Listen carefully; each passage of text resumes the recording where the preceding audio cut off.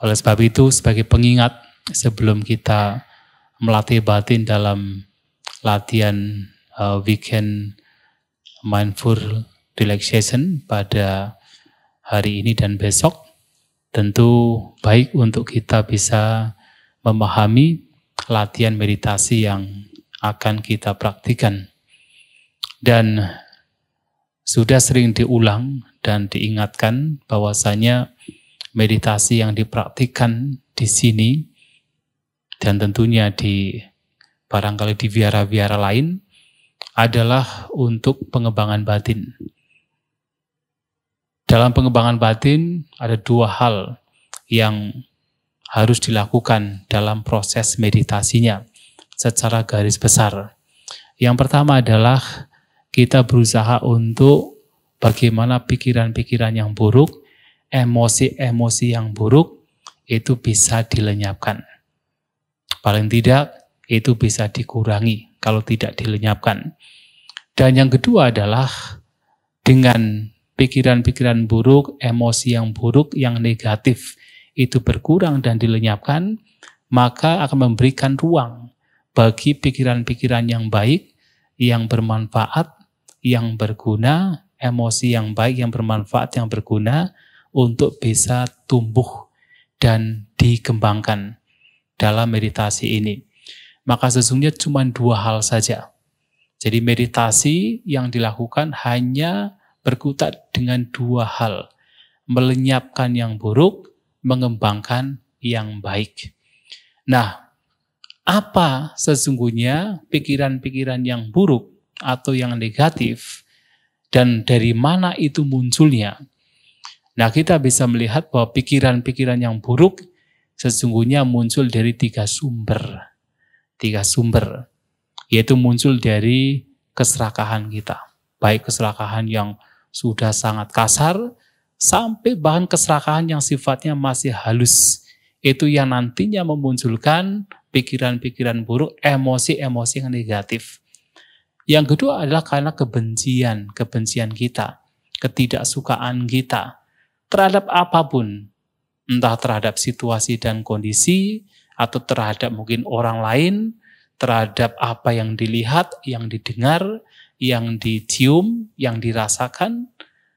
Dan ketika kebencian, ketidaksukaan muncul, itulah yang disebut sebagai pikiran negatif, yang tentunya memunculkan emosi-emosi negatif.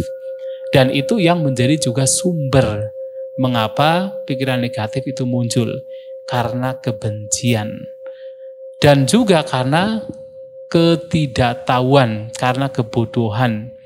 Tidak tahu mana yang baik, mana yang tidak baik, ini tidak bermanfaat, ini bermanfaat, ini patut ditinggalkan, ini patut dikembangkan. Tidak tahu demikian, itu juga yang menjadi sumber mengapa pikiran negatif, emosi negatif itu muncul dan bahkan berkembang. Dan dampaknya apa? Kita sering mengalami stres, depresi, keresahan, kegelisahan, khawatir, ketakutan, trauma. Itu semua adalah emosi-emosi yang negatif yang muncul karena apa? Keserakahan kita. Karena kebencian kita, karena ketidaktahuan kita mengenai mana yang baik, mana yang tidak baik. Nah, tiga hal ini yang termanifestasi ke dalam berbagai macam pikiran negatif, pikiran yang tidak berguna, itu yang harus kemudian dilenyapkan. Nah, dengan pelenyapan ini, maka yang baik-baik akan mendapatkan ruang untuk bisa tumbuh berkembang. Kita menjadi tenang, batin kita menjadi tenang. Batin kita menjadi damai. Kenapa? Ya karena yang negatif itu berkurang. Karena yang negatif itu semakin terkikis. Bahkan ketika yang negatif itu tidak ada, barulah kedamaian yang sebenarnya, ketenangan yang sebenarnya, itu akan muncul dan berkembang. Maka pikiran yang positif, emosi yang positif ini adalah seperti kedamaian, ketenangan, konsentrasi. Termasuk adalah kebijaksanaan. Jadi kalau tadi yang negatif itu adalah ketidaktahuan tentang mana yang baik, mana yang tidak baik. Nah, kebijaksanaan Jadi pemahaman, pengetahuan, wawasan mengenai ini baik, ini tidak baik, ini merugikan, ini bermanfaat, itu juga akan tumbuh berkembang. Dan tentunya dengan pemahaman yang baik, yang bijak ini yang berkembang, seseorang juga akan cenderung untuk memunculkan pikiran-pikiran yang bermanfaat. Nah, dua ini yang menjadi tugas kita untuk dilakukan. Yang buruk dilenyapkan, yang baik itu dikembangkan. Nah, tetapi kemudian yang menjadi pertanyaan adalah, kapan sesungguhnya pikiran-pikiran negatif itu bisa muncul? Dan ternyata pikiran-pikiran negatif, emosi-emosi yang negatif yang tidak bermanfaat itu bisa muncul setiap saat. Terutama adalah ketika 6 indera kita itu bersentuhan, berhadapan dengan objek-objek luar. Ketika mata melihat bentuk, bisa muncul pikiran negatif. Ketika kemudian yang dilihat itu objek yang tidak kita senangi. Mungkin ada seseorang yang dulu pernah berbicara hal yang buruk pada kita. Kemudian kita melihat orangnya, disitulah muncul kebencian, ketidaksukaan muncul. Dan ketika ketidaksukaan muncul, kemarahan muncul, maka secara fisik, secara batiniah itu juga memunculkan penderitaan. Fisik menjadi tegang, pikiran menjadi kacau. Yang ada adalah ketegangan, tidak ada kedamaian. Muncul dari mana? Ketika mata melihat objek. Yang mana mata melihat objek direspon dengan tidak baik, direspon dengan tidak bijak, maka memunculkan pikiran negatif. Pikiran yang tidak bermanfaat. Dan tidak hanya objek mata yang sifatnya memunculkan kebencian, bahkan ketika itu menimbulkan keserakahan, keinginan untuk menggenggam, keinginan untuk melekat terhadap objek yang dilihat oleh mata, itu juga sumber mengapa pikiran yang buruk itu muncul. Mengapa seseorang kemudian mengambil, misalnya, ini adalah kotoran batin yang sebenarnya kasar, sampai mengambil sesuatu yang bukan menjadi haknya, bukan menjadi miliknya, atau mencuri. Kenapa bisa demikian? Ya karena melihat dengan mata, kemudian memunculkan keserakahan, memunculkan keinginan untuk memperolehnya, kemudian tanpa dilihat secara bijak, tanpa direspon secara bijak, maka memunculkan keinginan untuk mendapatkan walaupun itu dengan cara yang salah atau dengan cara mencuri. Itu karena apa? Keserakahan kita yang tidak kita sadari. Maka mengapa kemudian seseorang sampai misalnya ya bisa disogok dan sebagainya, misalnya sebagai seseorang yang mungkin sebagai pejabat atau mereka yang menduduki jabatan tertentu, kemudian ada hal-hal yang membuat dia itu bisa disogok. Kenapa bisa demikian? Ya karena pikiran yang tidak terjaga, karena keserakahan yang pada akhirnya itu nantinya menimbulkan penderitaan bagi dirinya sendiri. Itu baru objek yang dilihat oleh mata. Dan berapa banyak objek yang dilihat oleh mata? Sangat banyak.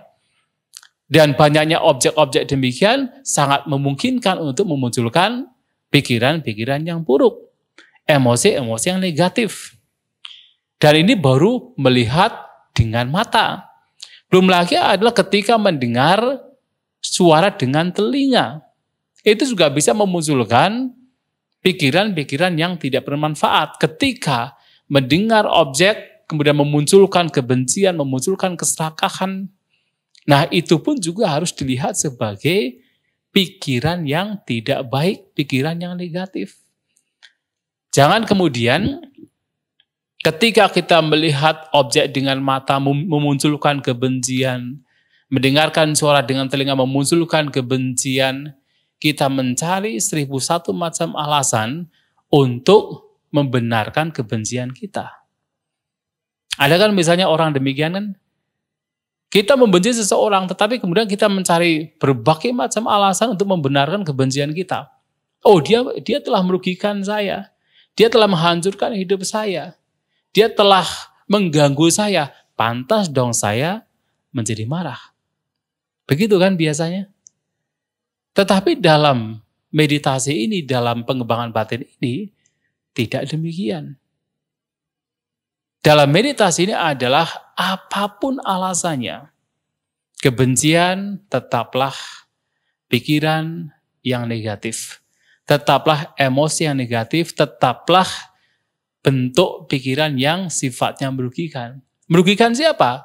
Yang pertama jelas merugikan kita sendiri.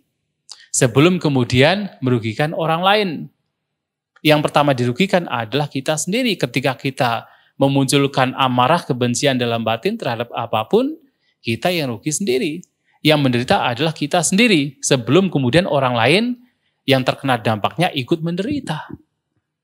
Maka dengan apapun alasannya ketika itu adalah pikiran negatif, itu harus dilihat sebagai bentuk pikiran yang harus dilenyapkan, harus diketahui dalam meditasi ini. Maka melihat dengan mata, mendengar suara dengan telinga, membaui bebauan dengan hidung, merasakan rasa dengan lidah, bersentuhan dengan jasmani, bahkan berpikir berbagai macam pikiran dengan pikiran kita, itu harus disadari, harus dilihat dalam meditasi ini. Nah biasanya Bapak Ibu, pikiran-pikirannya negatif ini juga termanifestasi ke dalam berbagai macam bentuk pikiran yang sifatnya adalah mengembara. Entah ke masa lampau ataupun yang akan datang. Biasanya kalau seseorang itu memunculkan kebencian, memunculkan keserakahan, memunculkan amarah, dengki, dendam, itu selalu pikirannya kacau.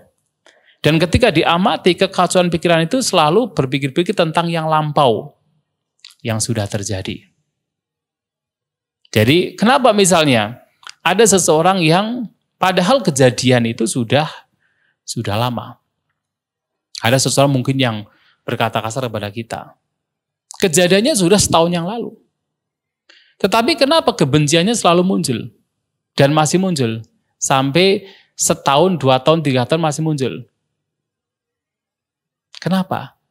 Karena yang dia ingat adalah yang sudah terjadi. Oh, dia mengganggu saya, dia menghancurkan hidup saya, dia merugikan saya, dia menipu saya. Terus melihat sisi negatif dari orang tersebut yang sudah terjadi setahun yang lalu, bertahun-tahun yang lalu, berpikir-pikir yang lampau, kemudian merencanakan sesuatu yang akan datang untuk mungkin membalas perilaku tidak baik orang tersebut. Nah, berpikir yang lampau, berpikir yang akan datang, tidak bisa settle down di saat ini dan sekarang, itulah berbagai macam pikiran negatif itu muncul di saat pikiran kita mengembara di masa lampau ataupun yang belum terjadi.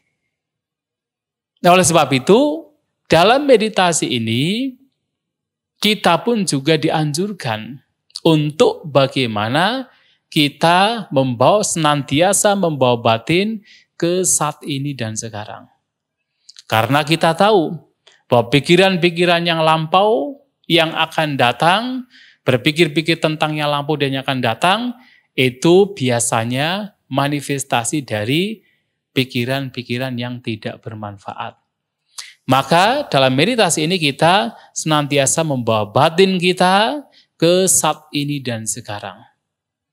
Paling tidak adalah, kalaupun dalam membawa batin ke saat ini dan sekarang, mungkin masih ada pikiran yang buruk. Mungkin ada kemelekatan terhadap apa yang sedang terjadi. Tetapi paling tidak, pikiran-pikiran buruk yang muncul karena pikiran-pikiran masa lampau dan yang akan datang, itu sudah tidak ada. Sehingga apa? Tinggal kita menghandle yang sekarang saat ini. Itu paling tidak. Maka meditasi ini adalah membawa batin ke saat ini dan sekarang. Hanya yang menjadi problem bagi kita, kebanyakan dari kita adalah kita ini, terutama batin kita ini sudah memiliki habit yang sangat lama. habit yang sangat panjang untuk selalu mengembara, untuk selalu berkelana tentang yang lampau dan yang akan datang. Kita tuh punya kebiasaan untuk tidak bisa diam saat ini dan sekarang. Selalu berpikir-pikir yang lampau dan yang akan datang. Coba kalau kita perhatikan, nanti bisa diperhatikan pada saat duduk meditasi, memperhatikan objek sebagai sarana bahwasanya kita tuh berada di sini dan sekarang. Ternyata tidak bisa kemudian mudah untuk betul-betul setiap momennya itu bersama dengan objek meditasi. Tahu-tahu sudah entah pergi kemana, mengembara. Jika kalau nanti misalnya semakin banyak batin kita itu berada bersama dengan objek, artinya semakin batin kita sesungguhnya terlatih untuk hidup saat ini dan sekarang. Nah, batin kita itu terbiasa dibiarkan mengembara, berpikir-pikir tentang masa lampau dan yang akan datang. Seperti halnya monyet. Ketika monyet berada di hutan, kemudian berada di sebuah pohon yang banyak buahnya, apa yang dilakukan? Walaupun kedua tangannya memegang buah, mulutnya memakan buah, melihat buah lain, dia akan melompat untuk mengejar buah yang lain. Yang di tangan dibuang, dia melompat mengambil buah yang di cabang lain. Dan terus demikian. Pikiran kita juga sama, terus mengembara tentang yang lampau dan yang akan datang. Itulah kemudian kita membawa batin ke saat ini dan sekarang. Untuk membantu agar batin kita berada di sini dan sekarang, tentu dalam rangka, dalam upaya untuk supaya batin ini tidak terseret oleh pikiran-pikiran negatif, untuk supaya batin ini bisa memunculkan, mengembangkan pikiran-pikiran positif atau kondisi batinnya yang sifatnya positif, yang bermanfaat, maka kita membutuhkan objek meditasi sebagai angkornya. Nah, dalam hal ini, Bapak Ibu, saudara-saudari sekalian, meditasi yang dipraktikkan di sini adalah Anda hidup dengan perhatian setiap saat, setiap waktu. Ingat, karena pikiran negatif itu muncul kapan saja. Dalam setiap aktivitas yang dilakukan oleh 6 indera kita, kotoran batin bisa muncul kapan saja, maka meditasi yang dilakukan adalah meditasi setiap saat.